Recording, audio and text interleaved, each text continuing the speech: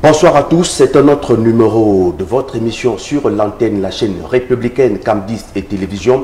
Sur le plateau, ce soir, nous recevons un acteur de la société civile, un agriculteur, un entrepreneur, un communicateur, un formateur, surtout un acteur du monde politique. Père Pierre-Paul Moubitan a été membre titulaire du comité central de l'Union nationale pour la démocratie et le progrès. Il a été surtout conseiller municipal sous la bannière du Rassemblement démocratique du peuple camerounais dans la commune de Ngoro, département du Mbam et Kim, région du centre.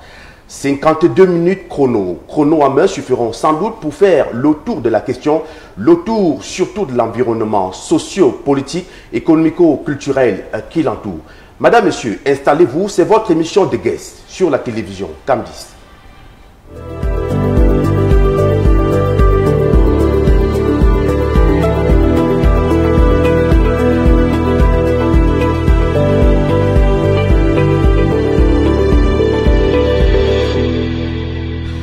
L'invité est donc déjà présent sur ce plateau. Nous l'avons annoncé, il s'agit de Paul-Pierre Moubitan, ancien membre titulaire élu au comité central de l'Union nationale pour la démocratie et le progrès, le parti de Maïgari Bello Bouba, et ancien conseiller municipal du Rassemblement démocratique du peuple camerounais dans la commune de Ngoro. Également, il a été secrétaire national de la jeunesse du président Paul Biya. Merci d'avoir répondu à notre invitation. Pierre-Paul Moubitan, bonsoir et bienvenue sur Cam10. Bonsoir, merci de m'accueillir et bonsoir à tous les téléspectateurs. Alors, comment se porte Ngoro? Je rappelle, vous êtes Ngoro ou bien Ngoro est votre terre d'accueil? Ngoro, c'est ma terre d'accueil qui m'a ouvert ses portes et m'a encadré jusqu'à maintenant. Mais je suis originaire de l'arrondissement de Ombessa, dans l'Ombam et Inubu. Et vous savez que Ngoro, c'est dans l'Ombam et Kim. Donc, je suis à cheval entre les deux.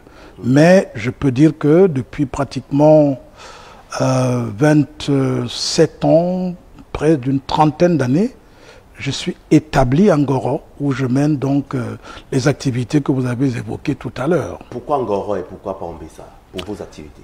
Bon, j'avoue que, vous savez, actuellement, avec les problèmes fonciers au Cameroun, à l'époque, je rêvais de pouvoir mener ce projet, ce qui me tenait à cœur, à savoir la construction d'un village écotouristique, ouais, où le vivre ensemble est réellement non seulement prôné, mais vécu.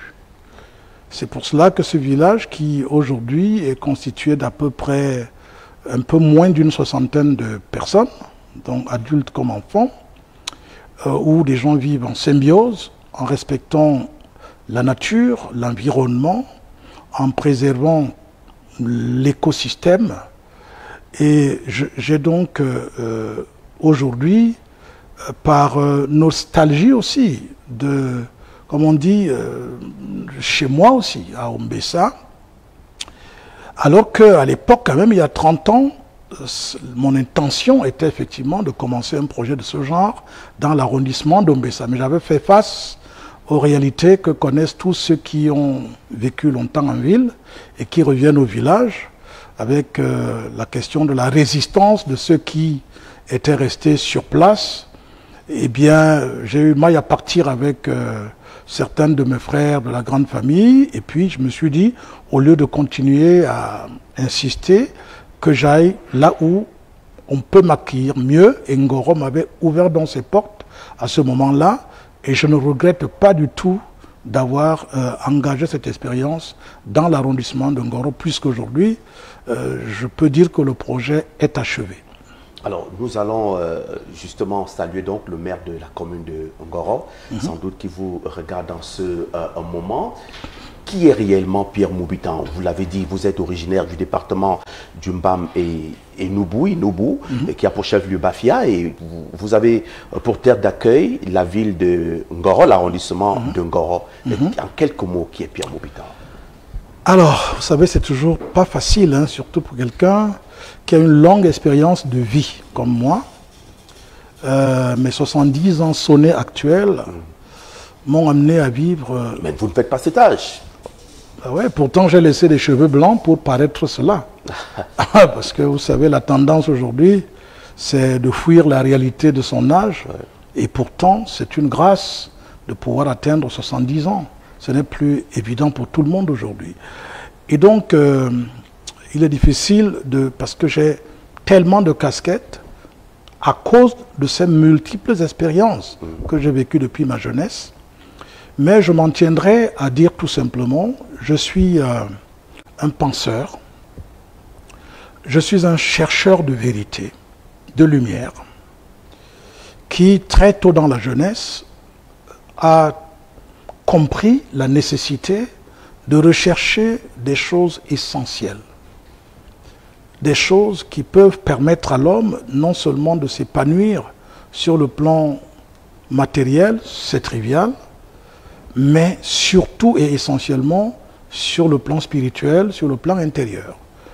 C'est d'ailleurs ce qui m'a amené à créer une école des mystères, un ordre spirituel, à l'instar des ordres que vous connaissez, la franc-maçonnerie, la Rose-Croix.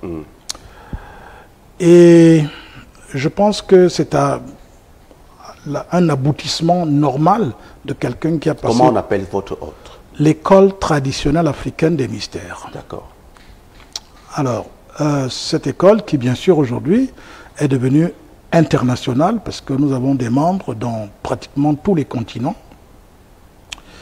et qui suivent studieusement les enseignements de cette école, ce qui me réjouit énormément, ce qui veut dire que je n'ai pas perdu mon temps à rechercher la lumière et la vérité, puisqu'aujourd'hui, beaucoup de jeunes, et même des moins jeunes, se sentent à l'aise de suivre les enseignements que nous dispensons dans cette école spirituelle.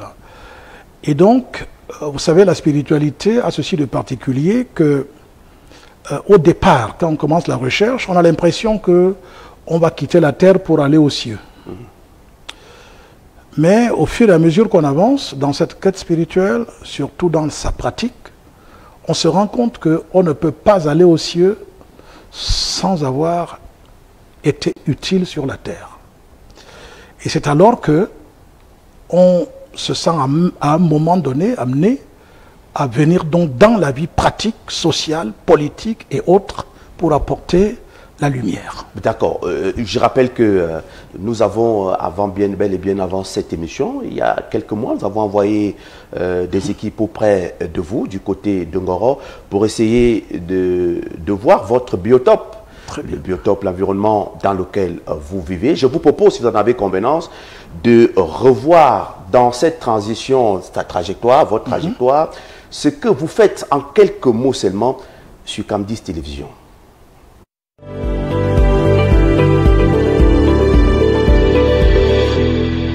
Vous entendez, c'est le nom du village qui est le village des riverains qui m'ont accueilli et qui m'ont installé dans ce lieu.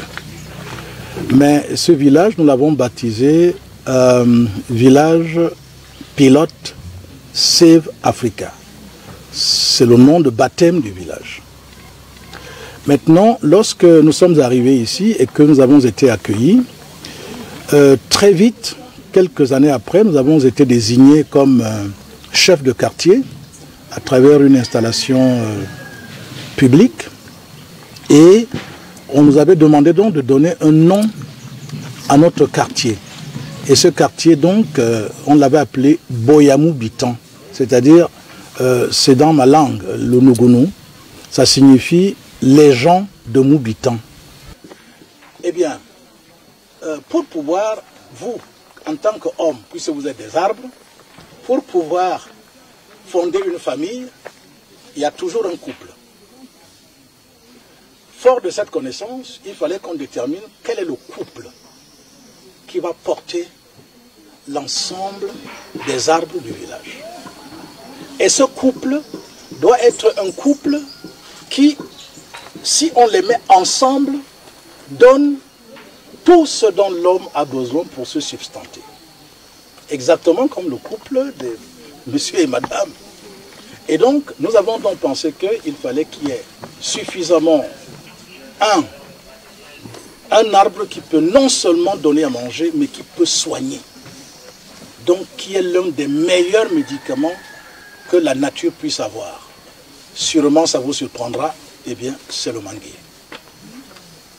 Alors, nous avons donc planté le manguier. Mais le manguier ne suffisait pas, comme je vous ai dit tout à l'heure, il fallait un autre arbre aussi qui permet effectivement de régler le problème de substantiation de l'homme. Il fallait qu'il y ait le palmier. 26 ans plus tard, Nyafianga est totalement transformé au point de devenir une véritable curiosité.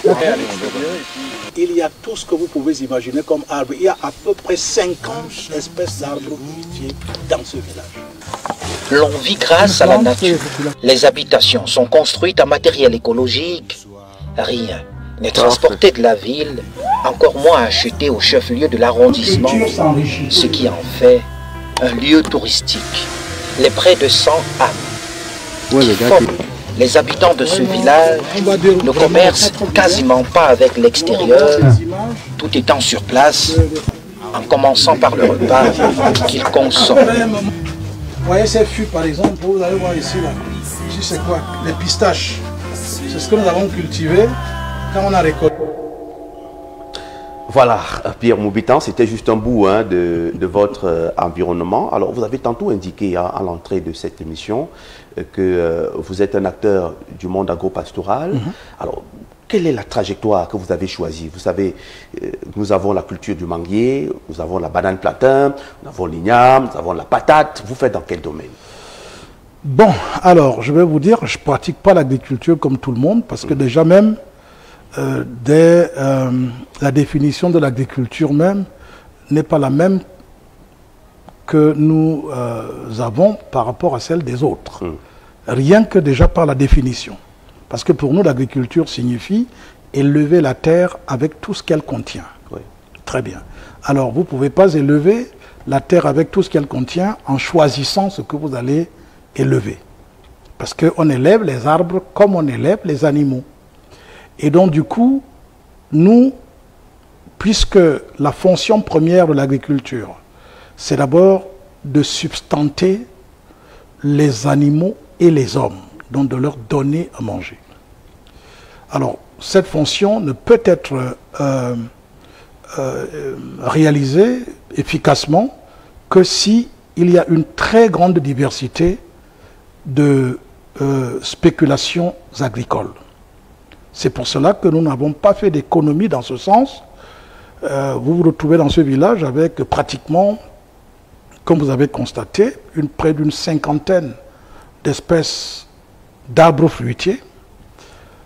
Je ne parle pas de au moins une centaine de légumes, légumineuses, plantes sortant du maraîcher et tout cela. Nous, on n'a pas voulu se concentrer uniquement sur une spéculation agricole. Parce que la première fonction, disais-je, c'est d'abord de se substanter, donc de manger. Et donc, il fallait, étant donné que nous voulions respecter l'écologie, la nature, il fallait qu'on vive comme la nature elle-même vit.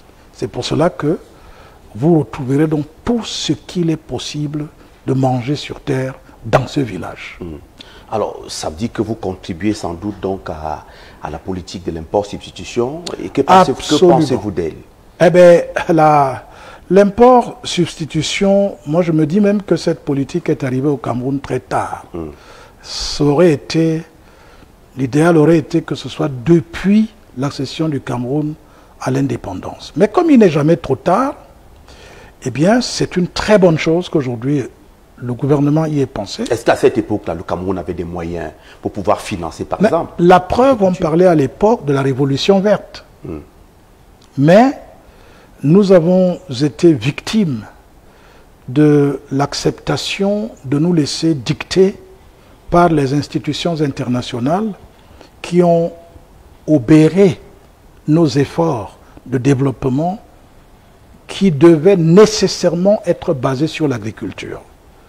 Alors, on nous a entraînés dans d'autres filières, on ne pouvait pas financer l'agriculture, on interdisait même, lorsque nous étions engagés dans les exigences du FMI ou de toute autre institution, on nous demandait même expressément de ne pas financer l'agriculture, que ça n'est pas, c'est pas important, c'est pas une priorité et tout cela.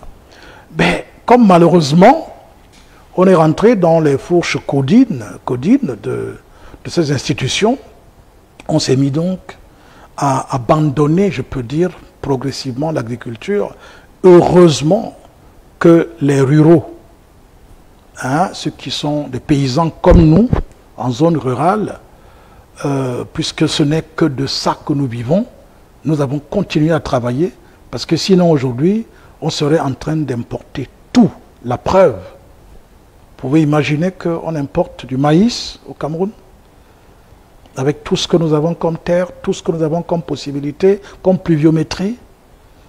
Un maïs qui peut pousser dans toutes les zones écologiques du Cameroun. Alors tout cela, il me semble qu'aujourd'hui, si on arrive donc à la politique de l'import-substitution, ce n'est qu'une très grande chose, mais il faut accélérer, il faut investir suffisamment pour désenclaver les zones rurales. Parce que l'une des solutions, c'est cela. Alors, ça nous permet justement d'embrayer sur la question. Aujourd'hui, vous fournissez d'énormes efforts dans votre localité pour ce qui est de l'agriculture. Et comment parvenez-vous à écouler ces produits dans les grandes métropoles, dans les marchés? Ça, c'est une grande question. Vos routes sont bonnes? Alors là, je vous dis, c'est une gageure. Si je vous dis qu'il y a des moments où nous pouvons passer une semaine, 2 semaines sans être à même de traverser, parce que je prends l'exemple de l'arrondissement de Ngoro. Vous pouvez faire 2 semaines, le bac est en panne, puisqu'il n'y a pas de pont qui nous permet de quitter de Ngoro à Bafia. Alors imaginez-vous quand le bac qui marche avec le moteur, dès qu'il est en panne, 1 semaine, 2 semaines, vous pouvez imaginer combien de camions sont obligés de ne pas pouvoir traverser. Les produits agricoles périssent complètement, des pertes énormes au niveau des agriculteurs, au niveau des transporteurs, au niveau des Bayam Selam, au niveau de tous ceux qui vivent de cette filière agricole. Vous voyez que le problème des routes, c'est pour ça que tout de suite j'ai parlé du désenclavement des zones rurales. J'ai l'habitude de dire en tant que paysan, si vous me demandez, si j'avais un jour, oh quel beau rêve, la possibilité de rencontrer le chef de l'État du Cameroun, je lui dirais, mais cessez d'investir beaucoup de milliards dans d'autres secteurs. Désenclavez-nous toutes les zones, toutes les routes. Tous les bassins de production. Tous les bassins de production, toutes les zones rurales du Cameroun. Vous allez voir que les agriculteurs eux-mêmes vont construire même les hôpitaux. Les agriculteurs vont construire même des stades de football. Les agriculteurs vont construire ce dont ils ont besoin pour s'épanouir. Mais malheureusement, il y a effectivement ces contraintes. Donc, l'enclavement des zones rurales. Alors, Pierre-Paul Moubitan, il y a quand même que si du côté de Ngoro, il y a ce bac, puisqu'il y a l'absence d'un pont de ce côté, eh bien, on essaie de rattraper avec un bac.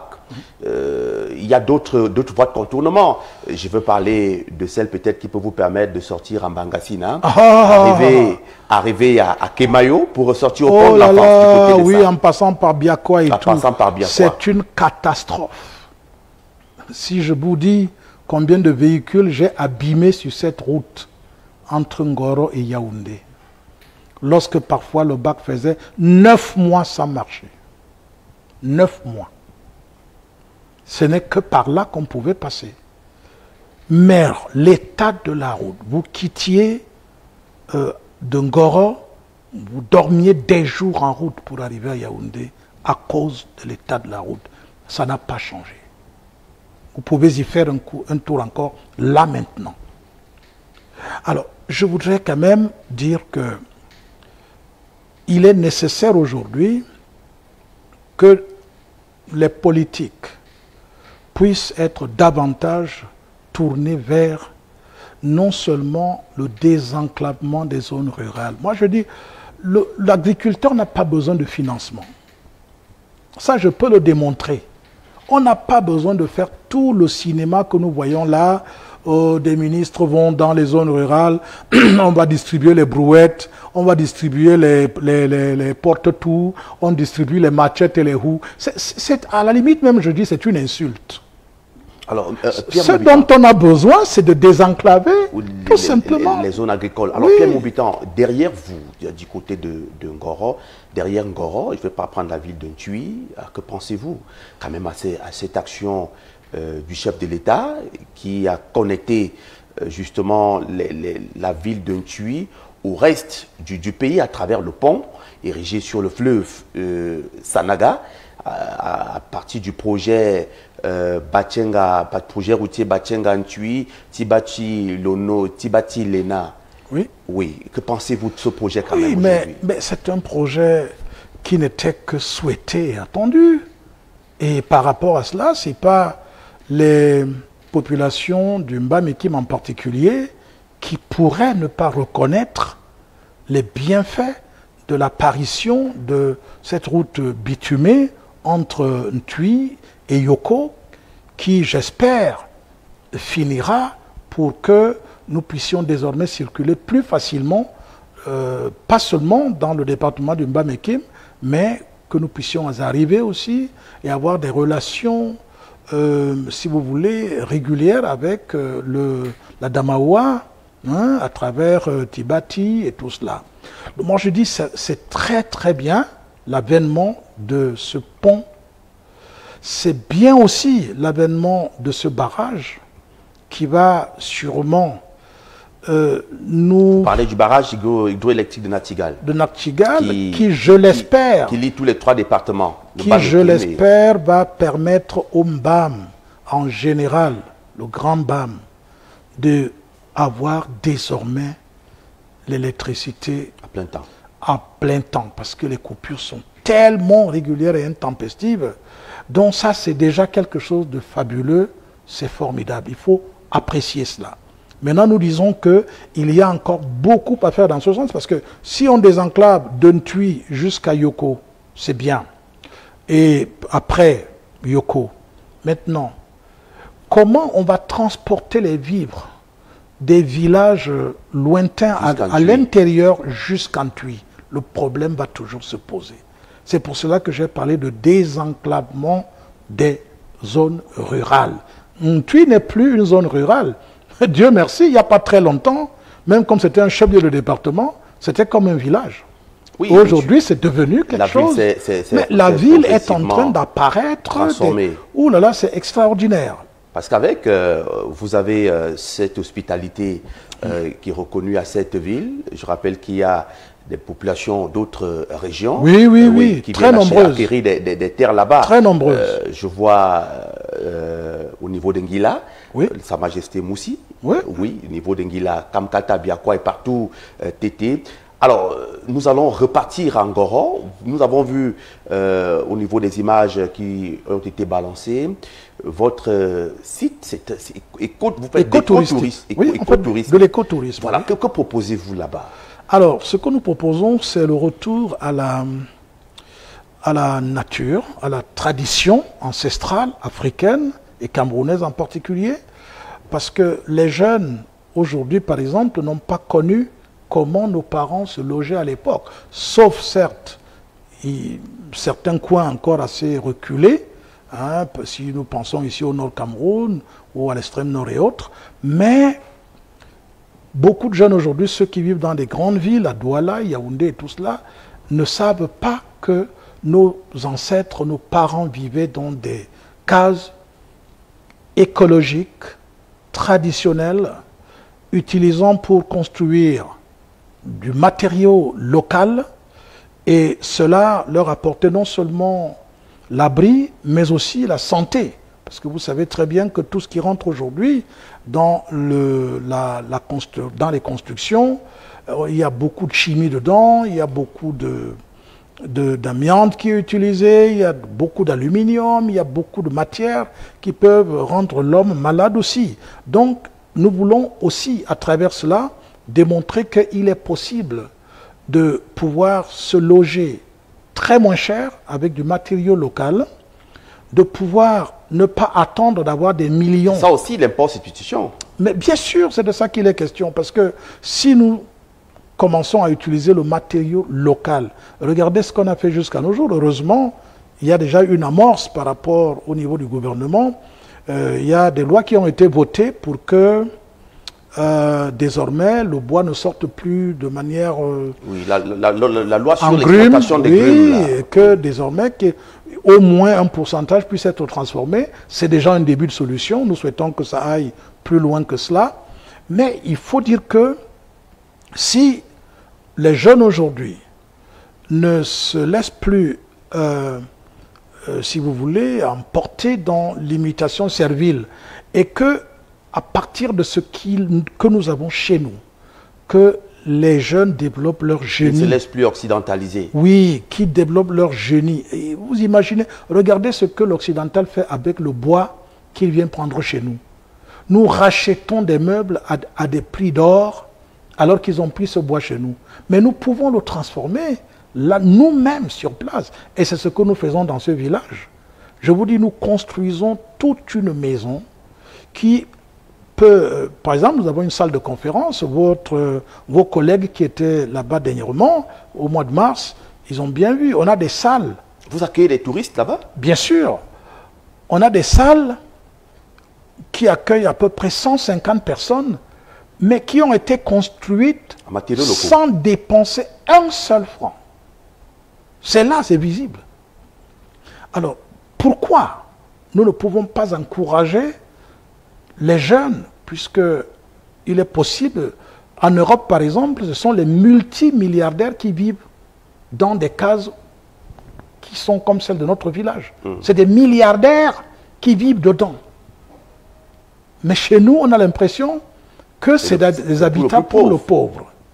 Or, nous voyons dans ça quand nous avons des touristes qui viennent nous visiter, mais ils sont émerveillés, mais ils ont l'habitude de nous poser la question, mais est-ce que les Camerounais viennent souvent chez vous ici?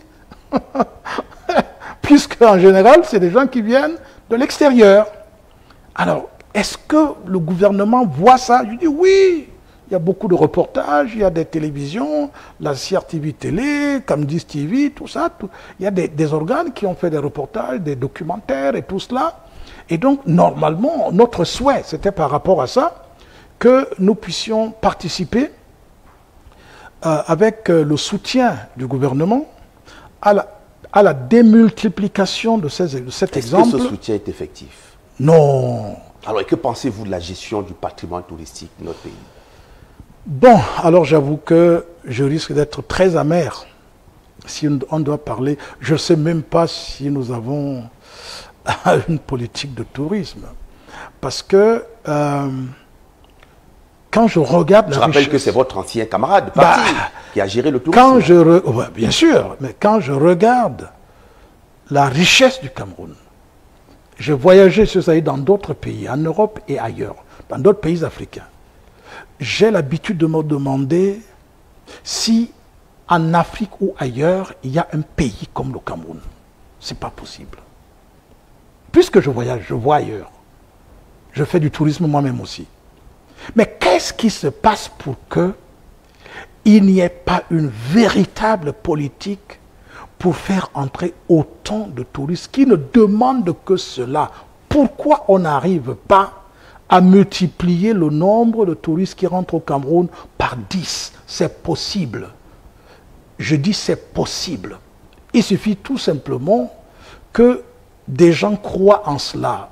Prenez un pays comme Israël. Israël vit de quoi? C'est le tourisme. Regardez la France. Est-ce que les gens imaginent ce que rien que le tourisme en France, et en particulier à Paris, rapporte à la France? Allez en Allemagne. Regardez une expérience comme celle que j'ai visitée en Allemagne. La maison du climat. Ça s'appelle Clima House. Allez regarder ce qui se passe. Il y a, c'est incroyable, des chiffres astronomiques. Vous voyez comment tous les jours, les gens défilent et combien d'argent on paye pour venir voir. Qu'est-ce que vous avez? Vous savez ce que j'ai retrouvé là-bas? Au Climat House. Le Cameroun est un pays qui se situe avec d'autres pays comme l'Alaska, les îles Samoa, l'Allemagne. On est sur le 8e méridien. Et dans le Climat House, parmi tous ces pays qui sont sur le 8e méridien, on a fait un projet où vous entrez dans un bâtiment, vous faites le tour du monde à l'intérieur du bâtiment. Et vous savez qu'est-ce que je suis allé retrouver là-bas? Le Cameroun à l'intérieur. De ce bâtiment. C'est-à-dire avec ses maisons en raffia, avec son climat. C'est pour ça d'ailleurs qu'ils ont appelé ça Climat House. Je dis avec son climat, sa végétation, ses maisons. C'est-à-dire vous entrez au Cameroun, vous sortez de là, vous entrez dans les îles Samoa, vous sortez de là, vous entrez en Allemagne, vous sortez de là, vous entrez à l'intérieur d'un bâtiment. Quand vous arrivez chez les Esquimaux, c'est-à-dire que l'écosystème des pays du 8e méridien. Du 8e méridien. Vous entrez, vous vivez, et le climat, et la végétation, et la faune et la flore à l'intérieur. C'est magique. Le Cameroun est dedans.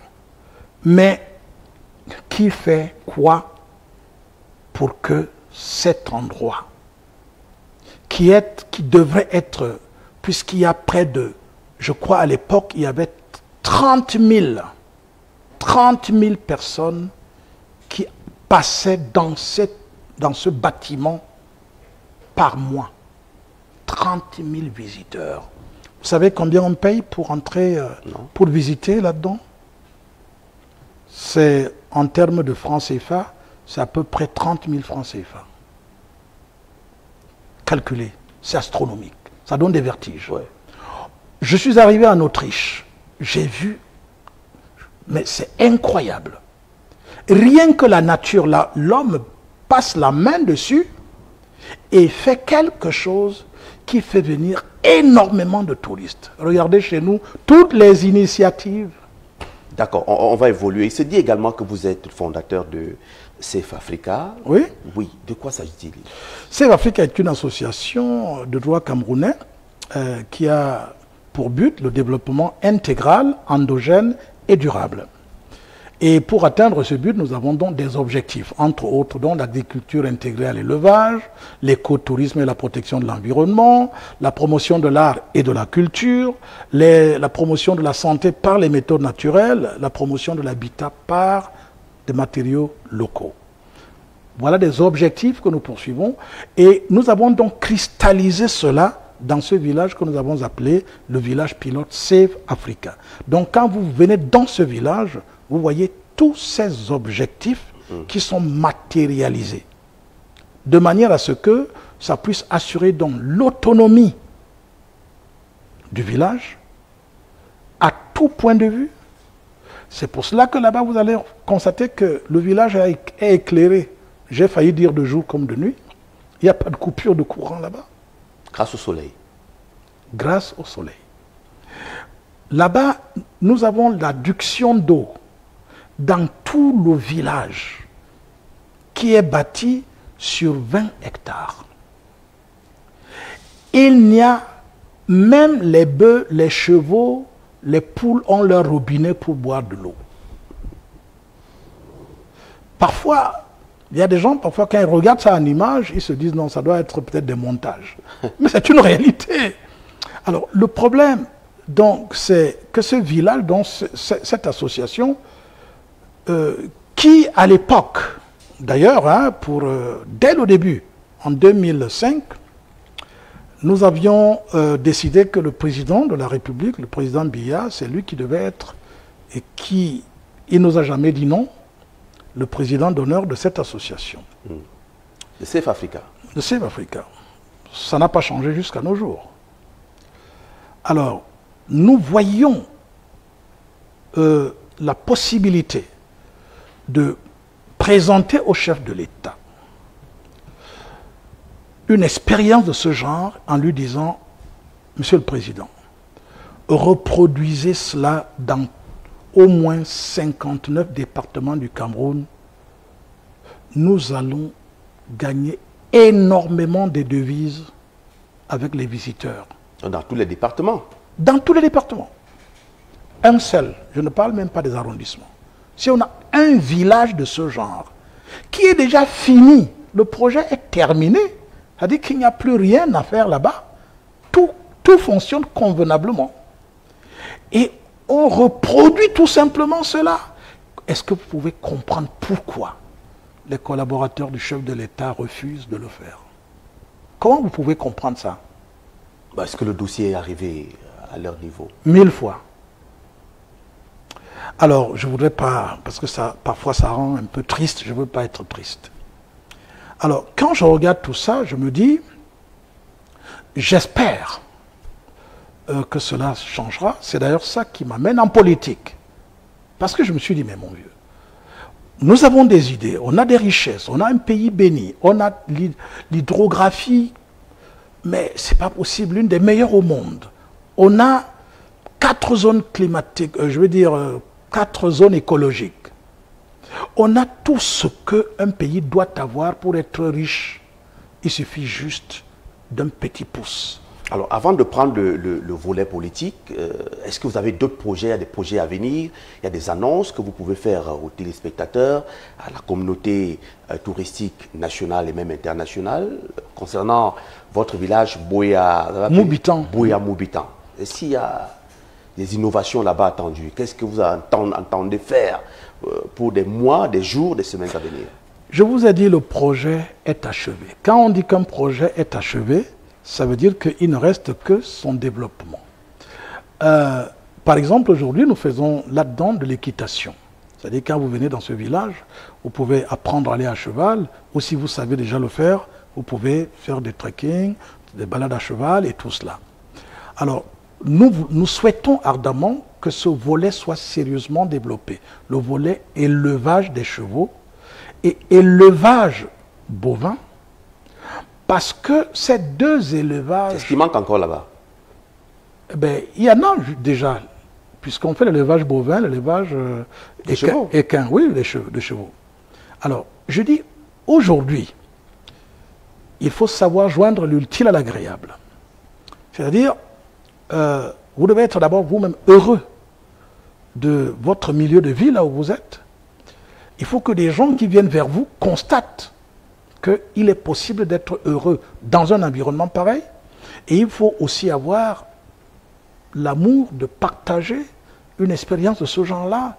Mais vous voyez bien que j'ai attendu beaucoup d'années. Il n'y a rien eu. Vous avez dit tout à l'heure que j'étais camarade de M. Bello Bouba Maïgari. Je suis resté membre du comité central de l'UNDP. Titulaire? Oui, bien sûr, depuis des années. On se parlait avec lui de tu à toi, on s'appelait au téléphone tout le temps. Mais il a envoyé 2 missions qui sont descendues là-bas. Nous avons travaillé pendant des mois pour essayer de voir comment. Est-ce qu'on a même signé un mémorandum pour le développement du tourisme à cet endroit, autour de l'Angora. Et par la suite, silence de mort. Il est resté dans le tiroir. Mais pourtant, on était camarades. Donc, c'est pour vous dire qu'en fait, vous avez fait allusion à ça tout à l'heure. Non, il y a un problème, il y a un autre problème. Moi, je ne comprends pas. Il y a un autre problème. Parce que si un ministre que nous avions saisi à l'époque, et qui envoie une mission 2 fois de suite, et des missions de haut niveau, c'était d'ailleurs la première fois, et ça, je dis bravo à mon ancien camarade Bello Bouba Maïgari. Bravo, parce que c'est le seul ministre au Cameroun qui m'a répondu quand je lui ai envoyé un courrier. Oui, c'était votre camarade. Non. Votre camarade politique? Je n'étais pas encore dans l'UNDP. Ah, d'accord. Ah, ça, c'est pour ça que je dis bravo. Parce que si j'étais déjà dans l'UNDP, on aurait dit, mais il l'a fait parce que j'étais dans l'UNDP. Non, je n'étais pas dans l'UNDP. J'étais plutôt dans le RDPC. Et ce n'est pas parce que c'est dans le RDPC qu'il l'a fait. C'est parce qu'il a vu des images qu'on lui a présentées. Il a dit, allez me voir ça. Alors, évoluons Pierre-Paul Moubitan. Vous étiez d'abord au Rassemblement démocratique du peuple camerounais. Vous avez... vous êtes parti du RDPC pour l'UNDP. Oui. Je rappelle que pour le RDPC, on vous a exclu pour 18 mois. 18 mois. Oui. Quel était le motif, la raison? Bon, j'avoue qu'il n'y a que le président du parti, le président Paul Biya, qui pouvait me dire exactement pourquoi on m'a exclu. Jusqu'à nos jours, je ne connais pas la raison. Ça, je vous réponds de manière honnête. Conseiller municipal de la commune de Ngoro. Oui, j'étais conseiller municipal et tout ça. Pas seulement. Et là, nous sommes en J'ai géré... Là, nous sommes en quelle année? Ah ben, nous sommes dans les années, je crois, 2013, quelque chose comme ça. Ah, ça veut dire que vous avez fait face à la commission Moussongé. Bien sûr, c'est à cette commission que j'étais. Ben oui. Je dis sans aucun motif. À l'époque, c'est les camarades qui étaient accusés d'avoir porté plainte au tribunal administratif qui étaient punis. Mais je ne l'ai jamais fait. Je ne sais pas comment mon nom s'est retrouvé là-dedans. Bon, on peut faire des supputations. Mais toujours est-il qu'on m'a exclu pour 18 mois. Et j'ai commencé à comprendre que peut-être ce n'est plus ma place là-bas. Et à un moment donné, je me suis dit, sûrement le président n'a plus la maîtrise du parti. Parce que s'il en avait la maîtrise, on ne lui aurait pas fait signer mon exclusion. Parce que, pour la petite gouverne, avant que je ne sois membre du RDPC à l'époque, j'étais secrétaire national de la jeunesse du président. Ça veut dire que même ce passé pouvait quand même faire dire, mais attendez, mais nous avons vu ce monsieur à l'œuvre en train de soutenir les idéaux du président sans rien attendre en retour. Au contraire. Un jour, une camarade, membre de la jeunesse présidentielle, m'avait dit, mais monsieur Moubitan, vous croyez que quoi? Qui vous a même dit de dépenser autant de votre argent, vous cassez vos voitures? Ah ben, vous ne connaissez pas. Bon, alors, moi j'ai dit non, ça, moi je ne suis pas venu pour ça. Moi je soutiens des idéaux. J'avais été touché par ce que le président de la République avait proposé. La politique ne m'intéressait même pas à l'époque. Mais il avait donné 2 piliers qui sonnaient dans mon système. Rigueur et moralisation. Et à l'époque, quand j'avais écouté ça, j'étais presque en transe. Je dis, mais c'est ça la route. Et vous allez comprendre pourquoi je suis devenu fondateur d'une école spirituelle. Parce que... École africaine de la spiritualité. Oui. Et vous comprenez pourquoi est-ce que j'ai toujours pensé que si les spiritualistes ne peuvent pas gouverner, on ne peut aller nulle part. Parce que le fondement de la spiritualité, c'est la rigueur et la moralisation. Or, quand j'avais entendu ça, j'ai dit, allez, je m'en vais. Je suis allé, j'ai commencé à soutenir le chef de l'État, oh là là, corps et âme. Mais on n'avait pas les mêmes intentions que les autres. Il y en a qui venaient parce que peut-être ça leur permettait d'avoir une situation sociale.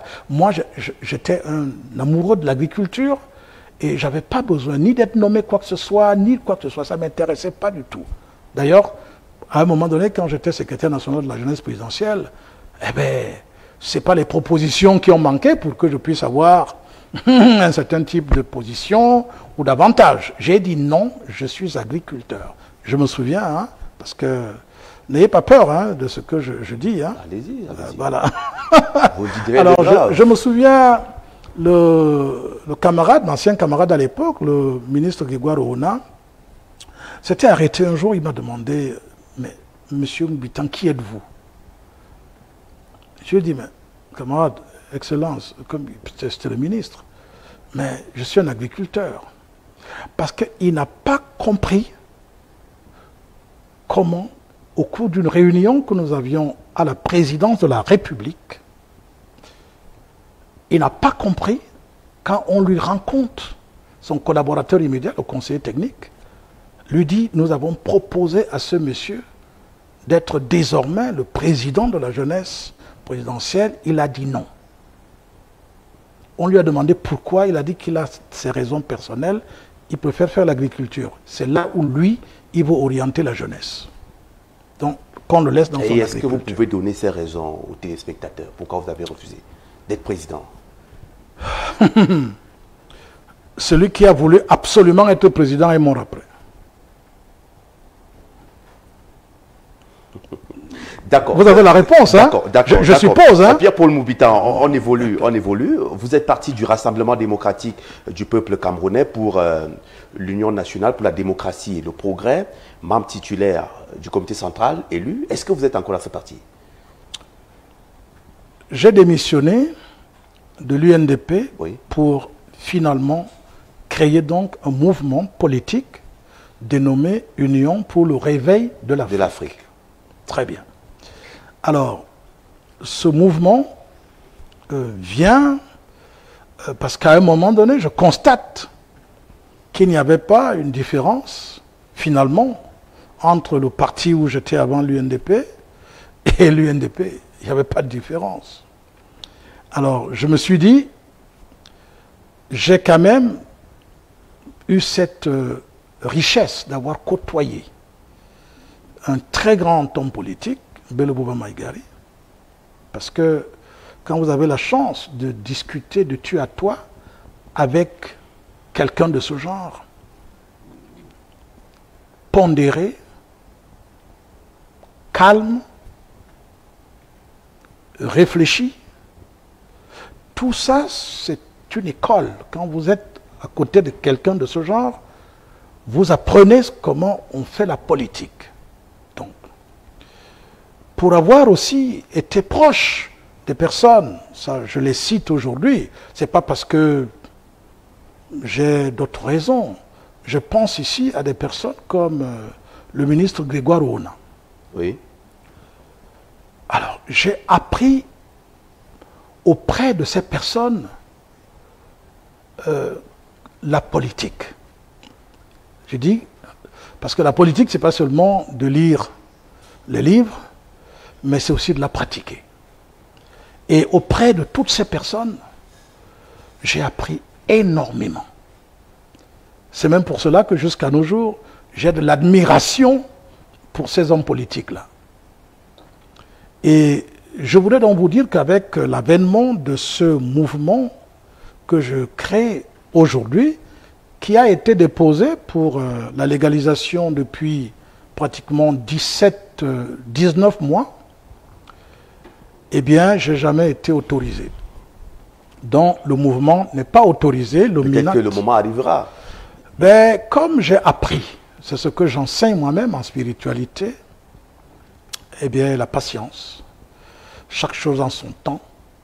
Il faut laisser parfois la nature faire quand c'est nécessaire. C'est pour cela que je suis resté en demandant tout simplement. Alors, avant de prendre des rendez-vous. Il y a quelques messages sur notre page Facebook. Comment avez-vous réagi suite au départ de Maïgari Bello Bouba, de l'alliance signée avec le Rassemblement démocratique du peuple camerounais? Je rappelle que c'est depuis 1997. Comment avez-vous réagi? Vous avez dit que vous parliez de tu à toi au téléphone. Est-ce que vous l'avez appelé? En tant que j'interroge là l'ancien titulaire du comité central. Je vous réponds tout de suite. À ma connaissance, il n'a pas renoncé à l'alliance. Non, jusqu'à maintenant. Mais de par les thèmes de l'alliance? Non, il n'a pas renoncé. Il l'a dit lui-même d'ailleurs pendant une courte interview que j'ai écoutée. Il n'a pas renoncé. Il a dit que dans cette alliance avec le RDPC, il n'y a jamais été dit là-bas que l'UNDP ne présentera pas un candidat à la présidence. Donc, j'ai ce document, hein, cette alliance, je l'ai, parce que non, je ne pouvais pas quand même être... de ce que d'aucuns disent comme un vide juridique. Bon, je ne sais pas si... C'est ce que les juristes appellent vide. Je ne sais pas s'il profite d'un vide juridique. D'ailleurs, la preuve, vous voyez l'embarras qu'il y a. Il n'a pas démissionné. Il a dit qu'il est candidat. Mais on ne l'enlève pas non plus, comme on ne le remplace pas, comme on a remplacé Issa Chiroma et tout. Ça veut dire que l'alliance avec le RDPC se poursuit. Alors, puisqu'il nous reste quelques minutes encore à passer ensemble, nous allons donner lecture de quelques messages. Il y a des téléspectateurs qui vous regardent. Il y a Mariama Diallo qui écrit « Bonsoir, très bonne idée d'avoir invité M. Moubitan à votre émission. Bonsoir, je suis Aloïse Tella. M. Moubitan est un homme de haute spiritualité. » Voilà, c'est ce qu'il dit. Nous avons un autre message. Antoine Gadou qui dit bonsoir. C'est un grand homme également. Un autre message. Mariama Diallo toujours. Très beau village à dupliquer partout au Cameroun. Nous avons Youyou, pas c'est le nom qu'on a donné ici. Okay. Un agriculteur qui rayonne comme vous. On comprend qu'on a trop mystifier ce métier. C'est le message qui nous est envoyé. Un autre téléspectateur qui écrit bonsoir, un agriculteur très intellectuel. Nous avons Léa Parker qui écrit également ce soir. Bonsoir, merci pour ce moment, Papa Moubitan. Tu nous montres une autre vision des choses, surtout en Afrique. C'est un téléspectateur qui écrit. Nous avons Massanvogo Aloïs, Messanvogo Aloïs, qui nous écrit quelque part au Cameroun. Bonsoir, il n'y a personne qui voyage comme les hauts fonctionnaires de l'État. Incroyable qu'ils ne puissent même pas imiter ce qui se passe bien ailleurs. Ça rejoint ce que vous avez dit pour la valorisation des valeurs, des sites touristiques dans notre pays. Merci pour ce moment, Moubitan. Christelle Rita Nanga, Mobouis. J'ai toujours aimé écouter ce monsieur. Il est très... il est sacrément, il y a d'autres messages qui affluent là, il est sacrément très intelligent, voilà, c'est le message qu'on envoie. Bonsoir, il est très éloquent, bonsoir, très direct, sans langue de bois. Bonsoir, que feriez-vous pour le pays si vous êtes élu président? Ah, ça bon, bref, ce sont des messages qui nous sont envoyés, mais nous savons que vous n'avez pas, ces ambitions présidentielles, parce que du moment où déjà vous avez refusé le poste de président national de la jeunesse du président, vous avez préféré être secrétaire national. Votre mot de fin peut-être? Oui, le mot de fin, c'est en même temps en répondant à la question « Que ferez-vous si vous êtes président ?» Je vais synthétiser. Si je suis président, je transforme totalement le Cameroun à partir de l'agriculture. Je vais vous dire pourquoi. Très rapidement. C'est grâce à l'agriculture qu'on mange. Grâce à l'agriculture, on s'habille. Grâce à l'agriculture, on se soigne. Grâce à l'agriculture, on construit sa maison. Les 4 besoins de base sont réalisés par l'agriculture. Et à partir de l'agriculture, nous assurons notre autonomie, notre indépendance et nous déclenchons un processus de transformation des produits agricoles, des produits tout court, qui nous permettra de nous mettre à l'abri de la dépendance avec l'extérieur. Je travaillerai jour et nuit pour qu'il y ait la justice. Parce que ce qui nous manque le plus actuellement, vous allez dire, ok, je vais me battre contre la corruption, oui, je vais me battre contre ceci. Non, faites en sorte que le magistrat soit désormais juste au Cameroun.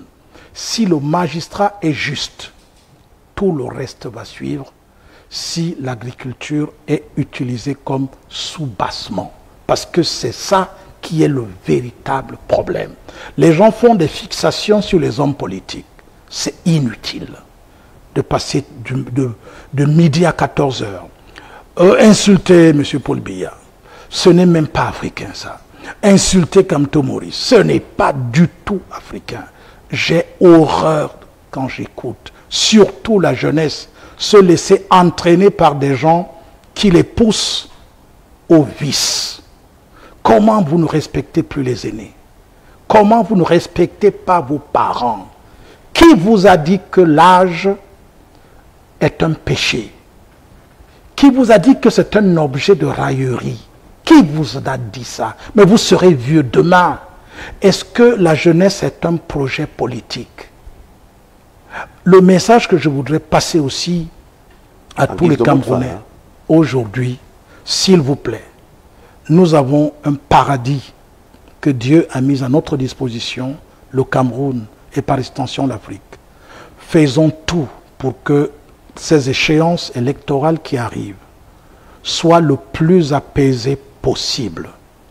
Que tout le monde se conforme, respecte les lois. Et que chacun travaille, se batte pour avoir le maximum d'électeurs possible et qu'on puisse nous dire demain, voici celui qui a gagné les élections. J'ai des ambitions de devenir chef d'État de ce pays. J'ai des ambitions. Il ne faut pas que les gens pensent que ce n'est pas vrai. Mais chaque chose a son temps. Parce que si moi je ne le suis pas, il y a des jeunes qui me suivent depuis près d'une quarantaine d'années, qui ont opéré une transformation dans leur mentalité. Même si ce n'est pas moi, même si c'est eux qui vont diriger le Cameroun, c'est moi qui serai en train de le diriger. D'accord. Merci à vous, Pierre Moubitan. Madame, Monsieur, merci d'avoir été des nôtres. Je rappelle que nous recevions sur cette antenne Paul-Pierre Moubitan, acteur de la société civile, formateur, agriculteur, entrepreneur, acteur politique. Il a été membre titulaire du comité central de l'Union nationale pour la démocratie et le progrès UNDP. Il a été conseiller municipal de la commune de Ngoro sous la bannière du Rassemblement démocratique du peuple camerounais. L'émission donc est arrivée à sa fin. Samedi prochain, sans doute, sera un autre jour. Bonsoir.